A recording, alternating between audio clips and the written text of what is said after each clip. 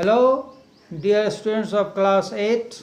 Today we shall study civics. First chapter of your civics is the Indian Constitution. You must know what is Constitution. Constitution is the collection of laws. Collection of laws which according to which a country is governed. And you know that our constitution, Indian constitution, is the largest constitution of the world. It had originally 395 articles, 22 parts and 8 schedules.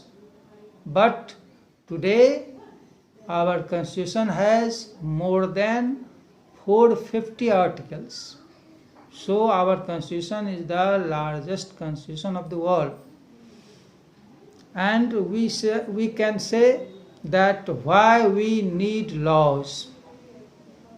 We need laws to protect our citizens, to maintain law and order in the country. And second, now what is preamble? Every constitution begins with preamble. Preamble means introduction of constitution.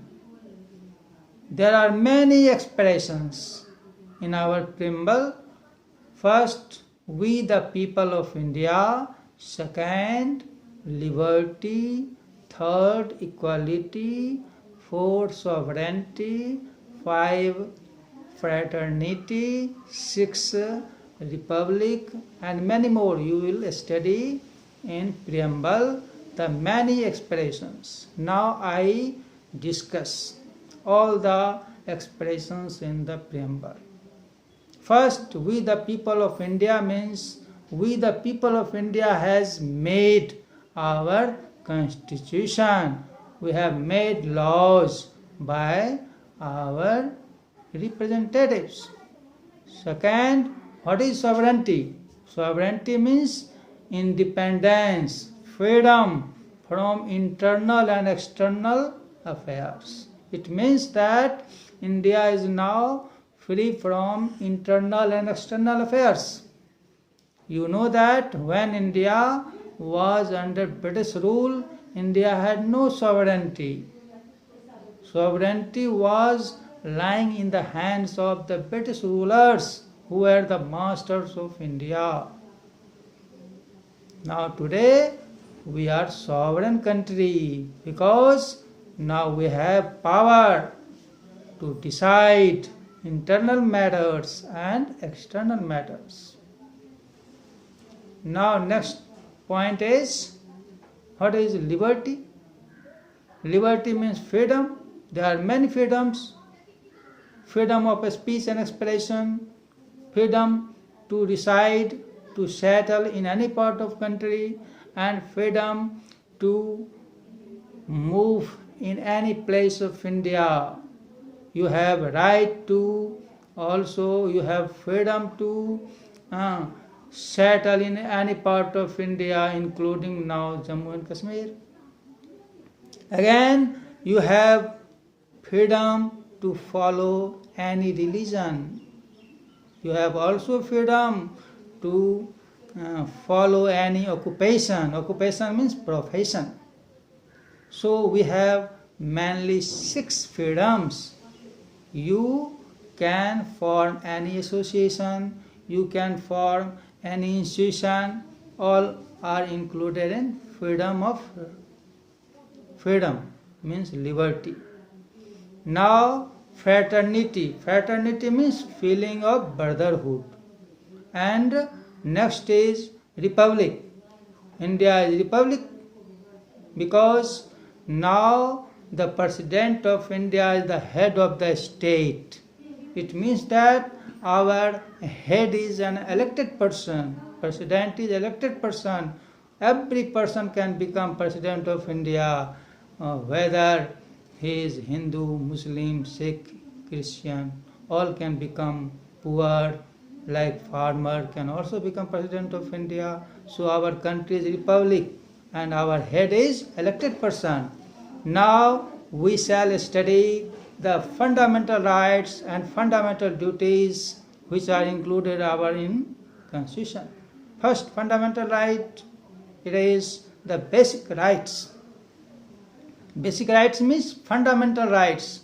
Fundamental right means you have the basic rights which are necessary for all-round development of the country.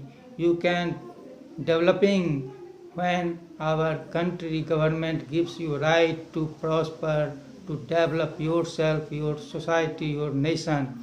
So right is necessary in our life, also in a country. First fundamental right is right to equality. Second is right to freedom. Third is right against exploitation.